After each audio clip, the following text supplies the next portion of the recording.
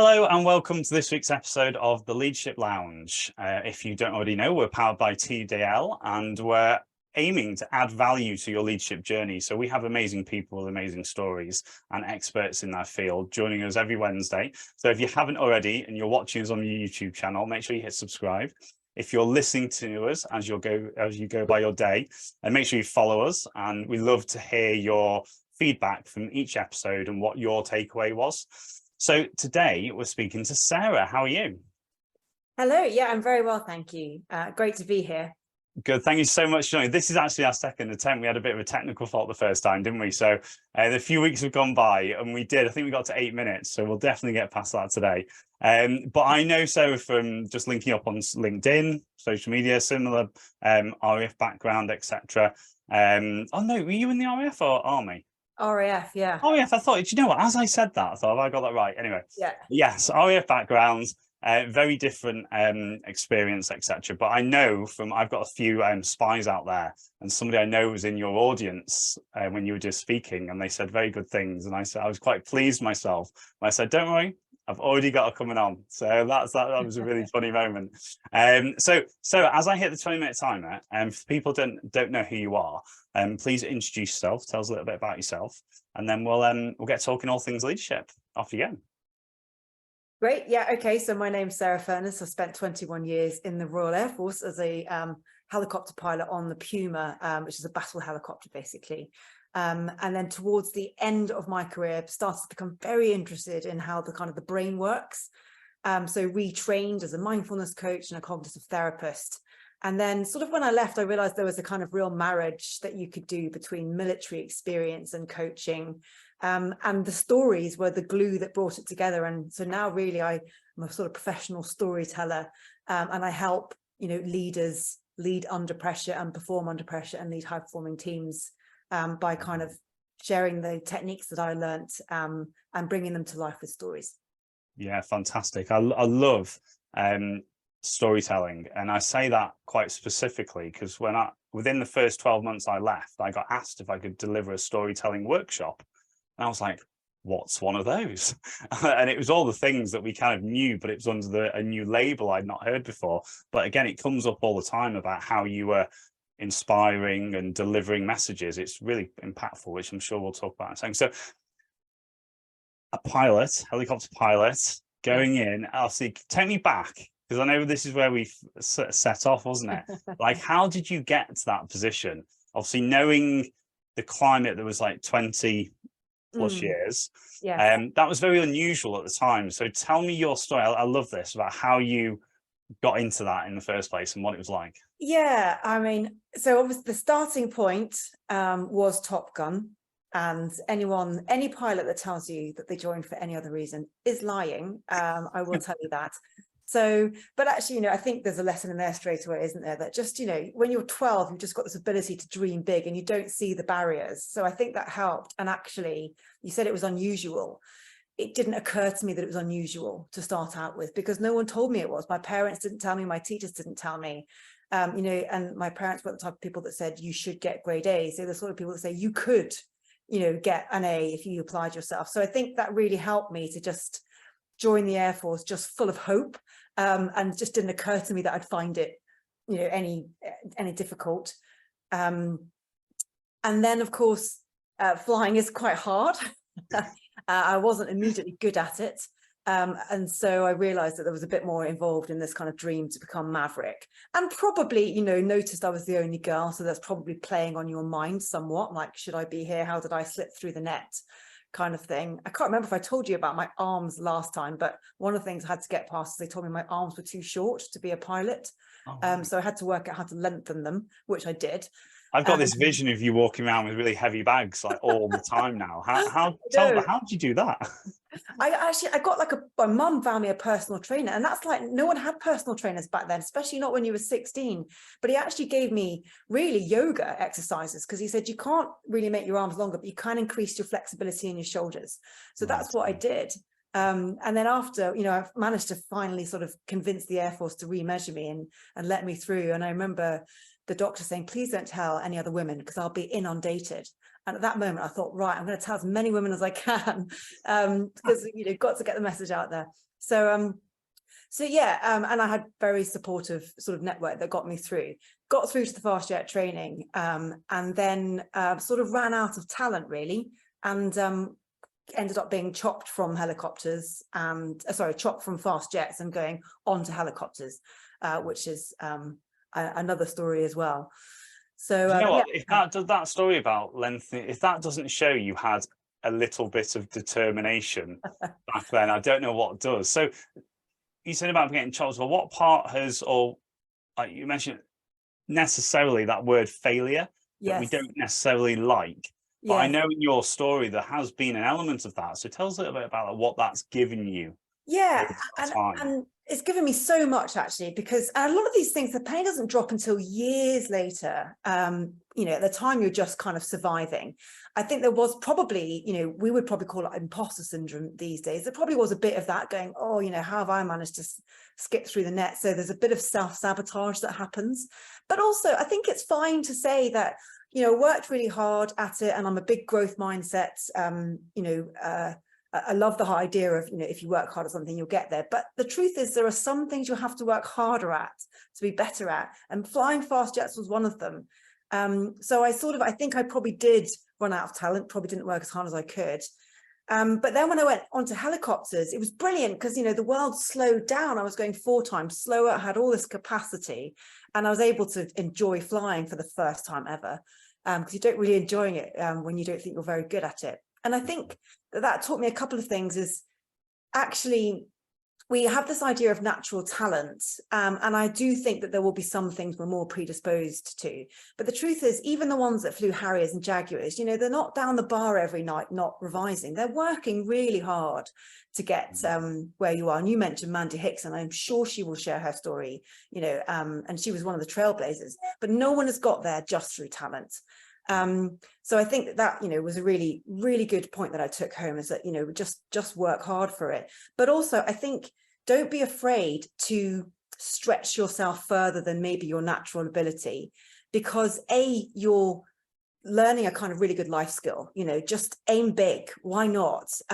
Because if you aim for the, you know, the stars, you might land on the moon. You know, I ended up being a helicopter pilot, and I'll take that. Thank you very much. And when I did, I had this advantage because, you know, I'd flown a lot faster. So I guess it comes back to this train hard, fight easy. You know, push yourself as hard as you can, and don't worry if you fall short of the mark, because you'll end up having an advantage for so many reasons. Fantastic. And you saying that has just sparked a thought in my process about, and we'll come back to your leadership experiences in the military as well. But you said about slowing down. Like, how important is that in the outside world now? Of like, so many people are trying to go 1,000 miles an hour, Mach 1, and then slowing somebody down by 4 for short periods of time, how much they see things differently. So if you had that experience to share that across and be like, you just need to slow down a little bit and see the benefits of that. Is that one of the things you look at? You've experienced that? That's such a good point. And you can do that in more ways than one. In a helicopter, obviously, if you get lost, you can just stop, which is a really good advantage. But yeah, I think, you know, the truth is, none of us have got here by going slow, right? You know, most people are, you know, we're fast thinkers, we do things, we get things done, we say yes, you know, so everyone listening to this podcast has probably got to where they've got to by going fast. And it probably won't come naturally to you. So it was forced on me by going helicopters. And then also, you know what it's like in the military, the hurry up and wait. There are times when you're forced to sit on your hands. And so it's one of those things that if it doesn't get forced on you, you have to force it on yourself and have those moments where you sit still and go, right, you know, what is actually the helicopter view here, if I could throw in that pun? You know, what is the real priority here?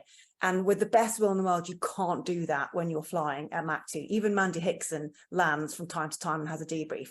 So, you know, I do think that's something that, you know, we probably didn't realize, again, how powerful it was until you look back on that and discuss it with people and go, wow, that really gave you a clarity that you probably wouldn't have had. And I think that's a message that leaders need to hear and kind of give themselves permission. And it's not a case of you can't keep up. It's not a case of you're letting people down. It's a case of I need to take a step back so that I can be a better leader. Yeah, amazing. And so tell me a little about, there might be some stories that you share outside in your speaking now, but your experience of leadership in the military, how would you summarize that, and kind of elements that you learned, some of the challenges you had? I know there's probably loads, but if you were to pick one or two, what would you pick? So there's so much, and again, I've been reflecting on this. If I sort of try to take 20 years and compress it into, the next 2 minutes, a lot of people ask, is there such a thing as a natural leader? And I think in the military, when I joined, that they are recruiting what I would have thought of as a natural leader, and I would have been described as one of those. And that's, let's face it, that's because I was confident for my age, and I sort of put myself out there, and I was assertive, and a classic red if you're into that kind of thing, or a high D. Again, I struggle with that a little bit, because I think leaders come in all sorts of guises, and I've come to really appreciate someone who's a bit better at listening, or a bit better at being a team player, or a bit better at thinking, and these are all things that I have to work harder at. So I'm not sure that there is such a thing as a natural leader, but I think because I put myself out there, I was more likely to be selected for leadership, which meant I was more able to practice it. And I think that's the key point, is that leadership is a learned behavior, and the military is very good at giving you experiences in which you can kind of hone those skills. So I think that's one thing from starting out. And then I think the other big thing is knowing what your interferences are, knowing the things that hold you back. And again, it kind of goes back to having that clarity. It's all very well having a vision of what you want to do as a leader, but we often get in our own way. And I know personally for me, I always battled with this big fear of rejection. I was worried that I was not going to be liked. And I probably made bad leadership decisions when I was obsessed with wanting to be popular over being, doing the right thing. And you could translate that into reputational risk if you were talking in the corporate world, or just the fact that we all kind of want to be approved of.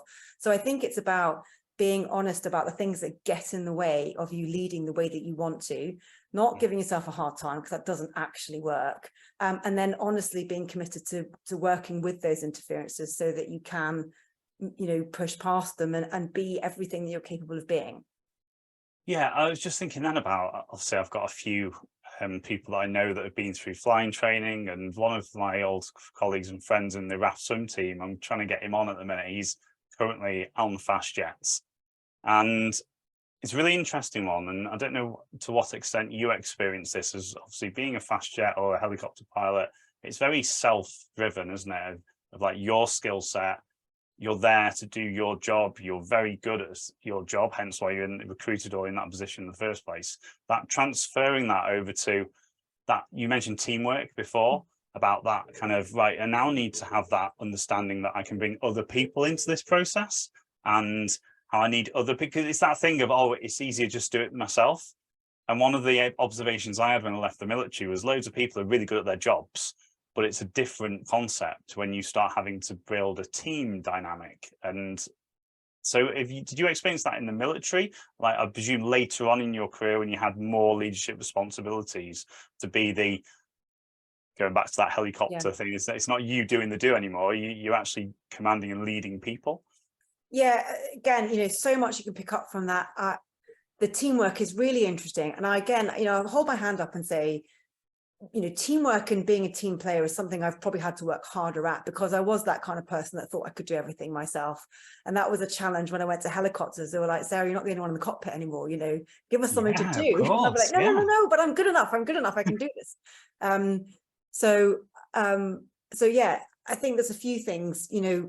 One is, I learned that a good team is a team that can supportively challenge each other. And it's easy to say that, but my God, it stings when it happens. So you've kind of, I would take that as rejection, but whatever you want to call it, a really good team, everybody can speak with complete candor, even if there is a hierarchy and you say yes or no to orders.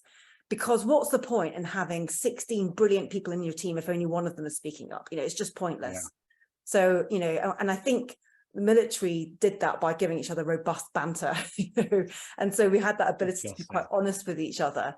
But I think that's one of the things I really learned, and also that light bulb has really kind of come on since I've left the Air Force and I've started coaching, because a lot of leadership, I think, comes down to coaching people to be their best and really shine at 100%. And it's not just about getting the right people in the room, it's about how do we nurture them to go beyond what they thought was even possible.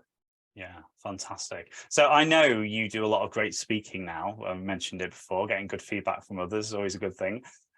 So tell us a little bit about what you speak about, who normally gets you in to speak. What's usually the reason why? Because again, that's coming out of the military bubble thing that I talk about all the time. So what's going on out there for you to speak and inspire people at the minute? What's the current need, if you like? Yeah, so again, really interesting, because I know everyone says, who's your niche target, or your customer avatar and all that sort of stuff, and I still stand by the fact that it's reasonably broad, because as a general rule, we work in a volatile, uncertain, complex and ambiguous environment. Most companies are leading in that environment. Most companies need to do more with less. Probably the dreaded COVID didn't help with that, because we got used to no commute. So we actually just put more in our day as opposed to less into it, and so on and so forth. So people are experiencing these challenges of, how do I get the best out of my team when there is just more and more pressure and I don't see any resource coming from anywhere. So it's that kind of productivity and performance under pressure and high performance teams. And I think also, again, high performers find it really hard to say no and let people down. And we think that that's what we're doing when we say, actually, I'm going to come to that in 2 days' time, or actually, I'm not the right person for the job. So I think that is just a kind of societal global trend. And I think maybe the reassuring thing is that there isn't one industry. Everybody's feeling it. Everybody is finding this a challenge. So if you are feeling it in your business, you're not the only one, and you haven't got it dramatically wrong. It's just the way the world is. So I kind of, the talk that I am most asked to talk about is where I talk about unitasking, i.e. focus on one thing at a time. And when you break down flying, it looks really complex and you've got a million things happening at once, but actually you're just doing one thing at a time. And if you can do that at Mach 2 and still do your time on target and fly a formation of whatever it is, obviously I wasn't flying at Mach 2, then so can a company. So that's the kind of the really core message that I'm taking out to people is focus, like prioritize what your one thing is and do that one thing really well. And then work out how everybody in your team can do that one thing really well. So what's their greatest strength? And what do they need to be able to give that their full attention? That's really, when you really boil my message down, that's the main thing that I'm telling big corporates that are under pressure to perform more with less. Fantastic. And again, I think that's from people listening to that, that's a key takeaway, isn't it? Of like, oh yeah, that light, we were saying about light bulb moments, who's listening to this? And I'd like to your thoughts on this, because I've had this and I'd love to know your thoughts, whether you've experienced this or not. I was very surprised when I came out that obviously I was like, I've got no experience in business, I'm not from the corporate world, who am I to share my story, background? But actually it's flipped completely 180, 360, however you want to call it. But have you had that experience that people love hearing different stories, going back to the story thread and linking it to their worlds? Like you're talking about high performing teams, people in the military, it's different, isn't it? It's a change of language. But again, their takeaway can be quite powerful. Have you sometimes had that feedback of going, I'm just me and I'm telling my story, and I can't believe you've had so much takeaway from that? Yeah, so massively. And again, there's so much I want to pull apart from that. I think people might go, oh, my world's so different from yours, but the brain is the brain, and the brain sees stress, in the same way. The brain feels emotion in the same way, whether you're flying a helicopter or whether you're dealing with a £1 billion budget, and we're actually more afraid of things that won't kill us than things that will kill us. So actually we're much more similar. And at the end of the day, we're all humans. So I'm always really keen at the start of a talk to point out how I'm exactly the same as people. I'm not better, or I just have a different experience. But I also recognize that I trained and trained and trained and trained, which is something you don't have the luxury of doing in the corporate world. So I want to distill the best bits of my training to help people on their front line every day, because that's effectively kind of what they're doing.